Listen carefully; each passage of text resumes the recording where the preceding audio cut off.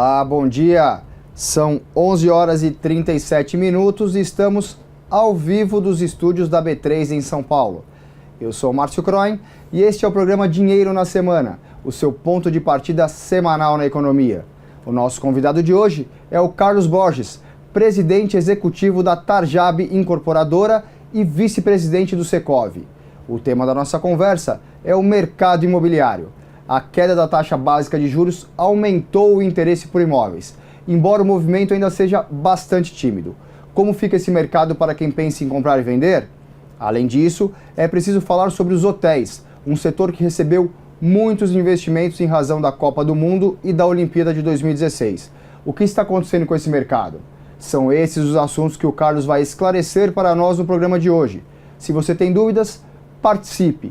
Escreva aqui na área de comentários do Facebook sua pergunta que o Carlos responde para você no segundo bloco. Antes de sentar para a nossa conversa, vamos para o nosso telão ver o que está movimentando a economia nesta semana. Eu começo o nosso giro de informações com as notícias quentes do dia. O Ibovespa em alta de 0,64% aos 67.329 pontos. Nosso próximo item é o câmbio. O dólar comercial em leve alta de 0,09% aos R$ 3,12. E para terminar o giro de notícias quentes desta manhã, vamos ver o que está em destaque no www.istoedinheiro.com.br. A manchete do site da Dinheiro é: bancos temem calote de 2,5 bilhões em processo de devolução de Viracopos. Temos o destaque aqui da nossa entrevista de agora e, ao meu lado, com queda de juros, taxas corroem rentabilidade dos planos de previdência. Além desse conteúdo digital, a edição impressa da revista Dinheiro desta semana traz uma reportagem de capa sobre o interesse dos chineses em diversos ativos brasileiros.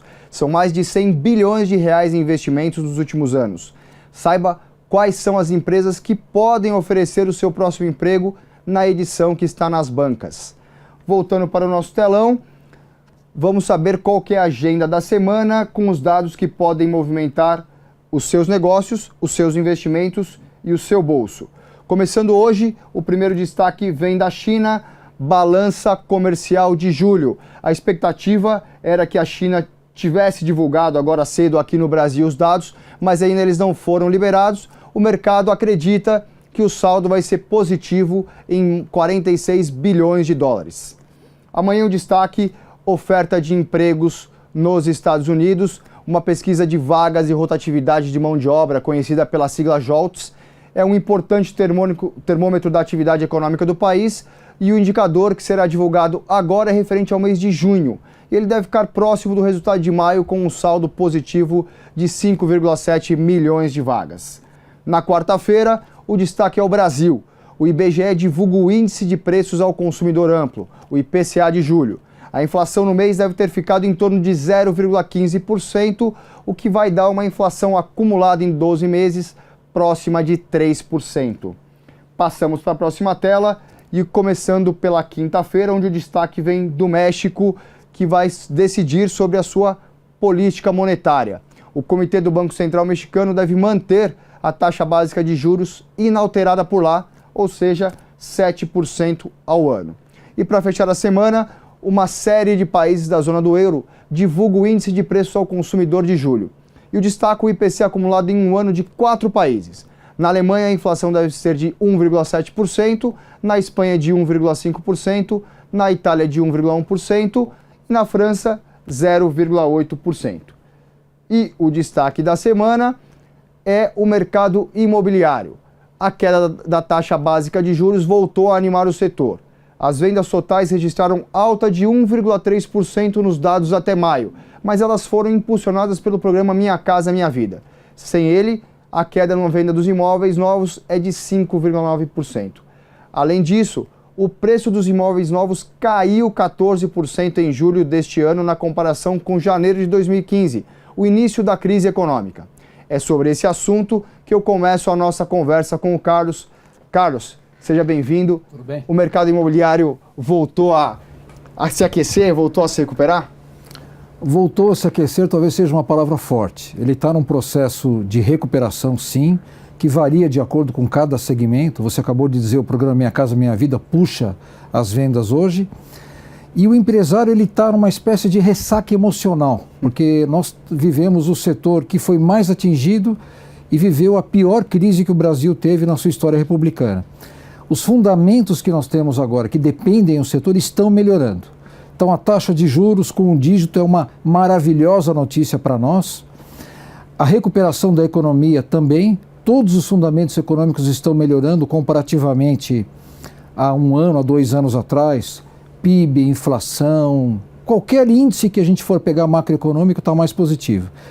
E por fim, a estabilidade.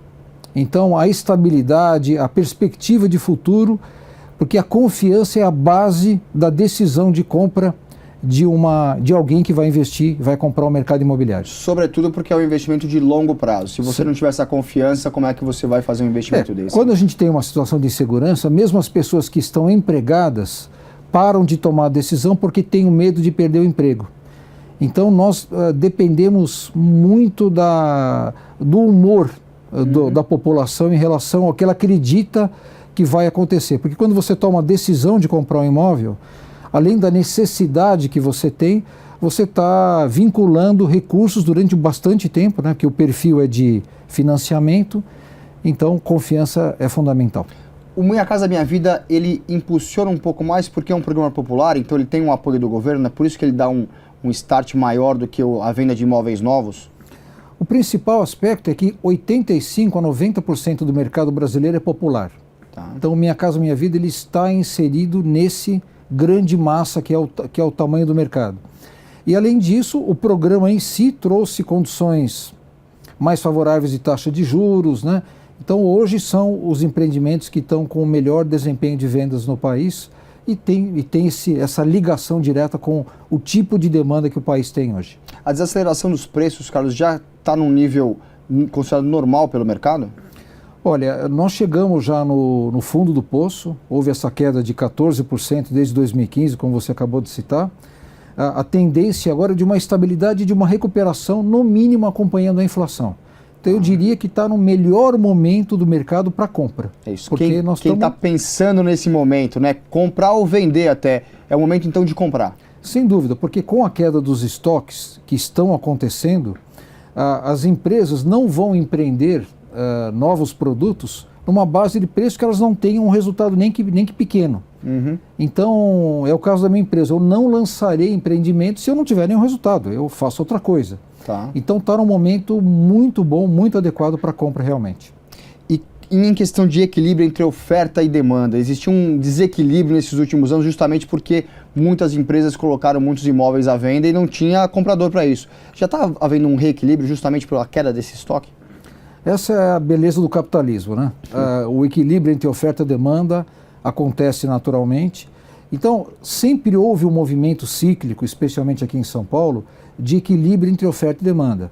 As empresas lançam, se as vendas diminuem, elas diminuem o lançamento, e aí o estoque cai e elas lançam mais.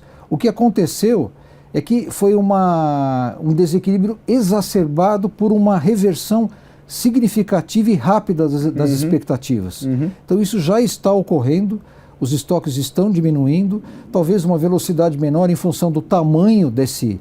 É como se eu tivesse uma coisa igual ao que vinha acontecendo historicamente, mas numa intensidade muito maior.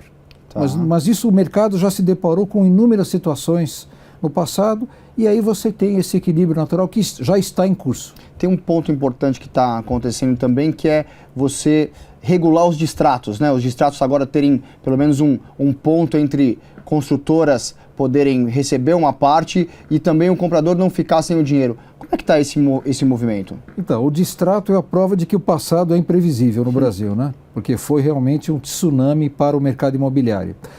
Nós estamos num processo de regulação, né? O setor está conversando com o governo e está numa fase adiantada para se chegar. O que acontece é que a Lei 4.591/64, que é a Lei das Incorporações, ela já coloca o contrato como irrevogável e irretratável. Uhum, né? Tá. Numa situação onde você tem um problema de pagamento, a pessoa perde o emprego, tem uma dificuldade, o próprio mercado se regula, porque as empresas negociam. O problema é quando as pessoas se arrependem de comprar, porque no passado, quando os preços aumentavam, nenhuma incorporadora chegava nos últimos meses e falou assim, olha, eu te vendi por um preço muito abaixo do que deveria vender e agora eu quero que você me pague uma diferença. Tá. Então é uma situação bastante complexa e que precisa ser regulada realmente, mas a defesa, uma forma mais inteligente disso, na nossa visão, é o próprio mercado se regular. Tá. Então ainda não tem uma definição sobre como vai ser isso. Ainda não tem uma definição, mas o mercado ele se regula naturalmente, né? Então tem um certo receio de uma excessiva intervenção governamental nesse assunto. Perfeito. Carlos, vamos fazer uma pequena pausa para saber o que o Luiz Arthur Nogueira preparou no quadro Descomplicando a Economia de hoje.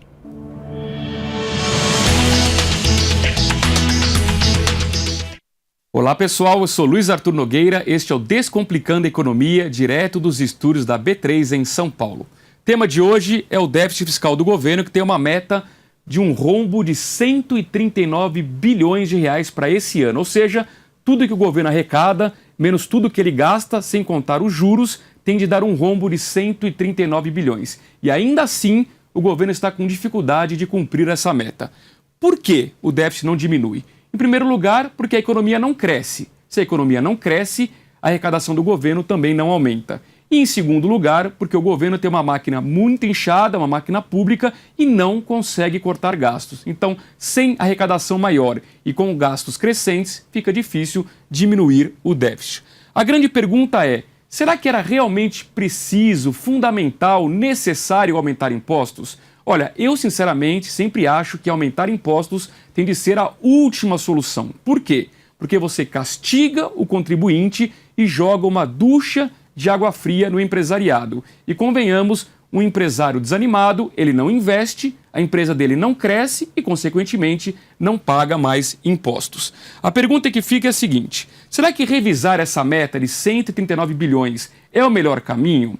Eu acho que na medida que o governo não encontra soluções, eu diria que sim, desde que seja feita com forma transparente, ou seja, o governo venha a público, informa a sociedade de que não vai conseguir cumprir a meta e propõe uma outra meta factível. É claro que as agências de classificação de risco não vão gostar, talvez até rebaixem o Brasil, mas eu prefiro revisar a meta a aumentar impostos. E por fim, qual é realmente a real solução para os problemas fiscais do Brasil? Na minha opinião, aprovar as reformas, em particular a reforma da Previdência. Ela resolve o rombo no curto prazo? Não, mas ela sinaliza que a Previdência vai deixar de ter um rombo bilionário no futuro e, consequentemente, melhora as perspectivas fiscais.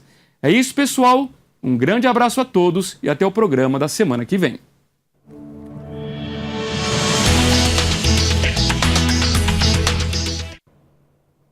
De volta com o Carlos Borges, presidente executivo da Tarjab Incorporadora. Carlos, vou falar um pouquinho de hotéis. Queria tentar entender o que aconteceu com esse mercado desde que teve o boom de construção com Copa do Mundo e Olimpíada. É um mercado que ainda está bom, importante. O que você pode contar para a gente? Então, o mercado de hotéis ele tem uma analogia com o que eu estava falando do próprio mercado imobiliário residencial comercial. É cíclico. Então você tem lançamento de hotéis. Se você tem níveis de ocupação bons nesses hotéis, você estimula que o mercado lance novos hotéis. Se você tem um nível de ocupação baixo, você desestimula e o mercado ele vai se equilibrando com o tempo.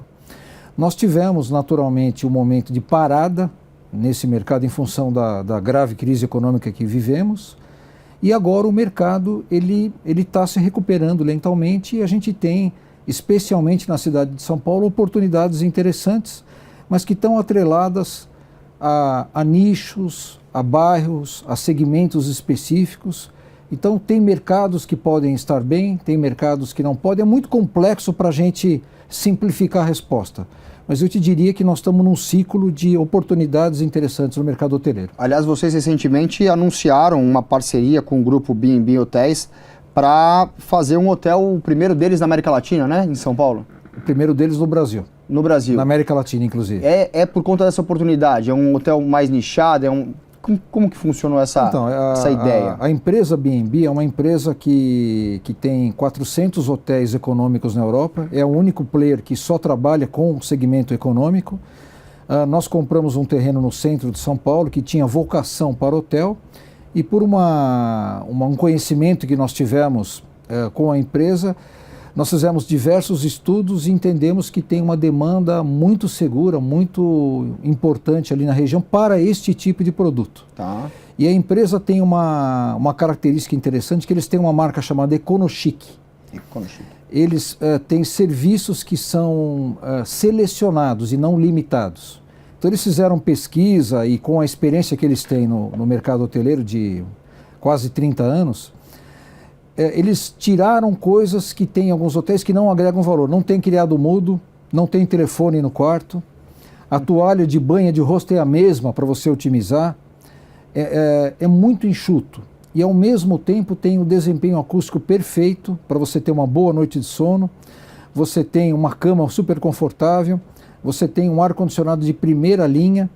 Então é um sistema que traz uma relação custo-benefício bastante bacana e que vai permitir a cobrança de uma tarifa que concorre com pensões antigas que tem ali no entorno. Tá. Então é uma situação bastante boa para o consumidor e numa região que vai se desenvolver. Que região que é? O centro de São Paulo, na Rua Florencio de Abreu. Tá.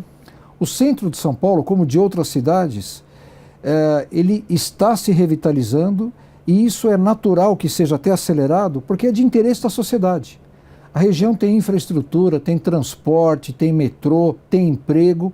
Então, como em outras cidades importantes do mundo, é um desenvolvimento natural que está sendo falado já em várias administrações, com viés diferentes, mas que vai ter uma continuidade agora. Então, nós acreditamos fortemente na recuperação do centro. Então, a confluência desses fatores, uma demanda percebida, um segmento de hotel adequado para o momento econômico que vivemos e uma região que vai se recuperar, então a gente está acreditando bastante nesse produto realmente. Eu imagino que São Paulo tem até esse atrativo porque é uma capital de negócios, né? Ao contrário de outras cidades que até tiveram esse boom, o Rio de Janeiro, por exemplo, com essa imensa construção de hotéis e não tem esse sentido. É por isso que dá para pensar em São Paulo, em novos hotéis em São Paulo? Ah, sem dúvida. São Paulo a gente tem, se a gente for pegar o placar do FOB, que é o Fórum Hoteleiro Brasileiro, a gente tem cidades em que tem uma oferta maior do que deveria ter. São Paulo é uma cidade que realmente tem oportunidades. Ali na região da Florencio de Abreu, a gente tem a 25 de março, tem 400 mil pessoas por dia que passam ali. Em época de Natal, de compras, dobra, quase 1 milhão de pessoas por dia. Uau. Então você tem o turismo de negócio, você tem o turismo de lazer, você tem o turismo de compras. Então, mas não tem assim, nós estamos realmente muito tranquilos com relação ao resultado do hotel ali. É uma carência realmente que existe na região. Carlos, por que as pessoas, os analistas, costumam comparar o mercado de flats, que foi há 20 anos aquele boom também de construções, com o mercado de hotéis? Tem alguma comparação que faça sentido nesses dois mercados? Então, o mercado de flats, que teve o boom há quase 20 anos atrás, ele tinha uma outra forma, né, uma outra filosofia, porque ele convivia com pessoas que compravam para locação própria ou para administração através de um pool hoteleiro. Você contratava uma empresa especializada, né? E esses flats concorriam com hotéis e hoje o mercado regulamentou, né? O flat funciona hoje como hotel, ele tem as mesmas exigências do hotel. E hoje o modelo que funciona, que é o caso desse empreendimento lá com a B&B, é de que todos os investidores têm que obrigatoriamente entrar no pool hoteleiro.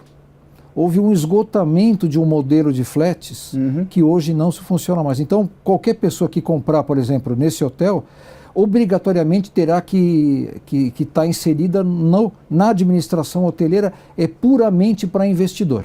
Puramente para investidor. E é o momento de comprar? Investidor comprar um quarto de hotel para fazer o seu investimento? Tem o Airbnb aí sendo popularizado cada vez mais. Faz sentido para quem tem um dinheiro e pensar nisso? Sem dúvida. O mercado imobiliário há 4, 5 anos atrás, a gente tinha 40% de investidores, caiu para 20%, caiu para 0%. Agora, com a redução da taxa de juros, o investidor está procurando oportunidades E existem oportunidades interessantes em todos os segmentos, especialmente no hoteleiro. O que é importante é que hoje está muito mais seletivo. Então, não dá para dizer que hotel é bom, apartamento de um dormitório é bom. Você tem hotéis bons, hotéis com bons fundamentos, localização adequada, uma empresa super especializada na gestão hoteleira, uma condição de preço adequada que rentabilize o investidor num custo de oportunidade que ele tem, pegando o investidor pequeno que investe em renda fixa, por exemplo. Então existem com certeza oportunidades, mas o consumidor tem que avaliar. Eu sempre digo, investir no mercado imobiliário é bom, mas analise. Assim como não é bom investir tudo no mercado financeiro. Então você tem oportunidades interessantes, mas que você tem que analisar profundamente, com mais sofisticação do que no passado. Muito bem. Carlos, muito obrigado pela sua presença no programa de hoje e obrigado a você pela companhia neste Dinheiro na Semana de 7 de agosto de 2017. Se você ainda não se inscreveu no nosso canal no YouTube, inscreva-se e fica por dentro de todas as novidades diárias da TV Dinheiro. Nos vemos na próxima segunda-feira, no mesmo horário, às 11h30 da manhã. Boa semana, bons negócios. Tchau.